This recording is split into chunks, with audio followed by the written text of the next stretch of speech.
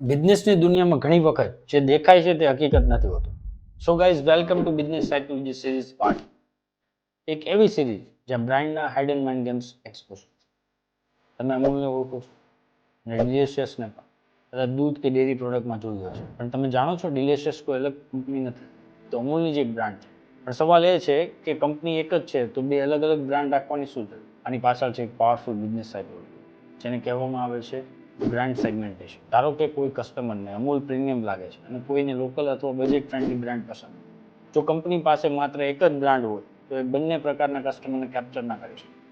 પણ જ્યારે એક જ કંપની અલગ અલગ નામથી પ્રોડક્ટ વેચે ત્યારે કસ્ટમરને એવું લાગે છે કે તેમની પાસે ઘણા ઓપ્શન છે, જ્યારે હકીકતમાં પૈસા એક જ કંપનીના ખીચામાં જતા હોય. અને આ માત્ર એક અમૂલ જ નથી કરતી, દુનિયાની ઘણી મોટી મોટી કંપનીઓ વર્ષોથી આ સ્ટ્રેટેજી યુઝ કરી, કારણ કે કસ્ટમર ચોઈસ કરી દે છે અને બિઝનેસ ચોઈસનું ઇલ્યુઝન લે છે. તો હવે સુપર માર્કેટમાં જાઓ અને જુદા જુદા બ્રાન્ડ જુઓ તો એકવાર ચેક જરૂર કરજો, એ બધા જ બ્રાન્ડ પાછળ એક જ કંપની તો નથી ને.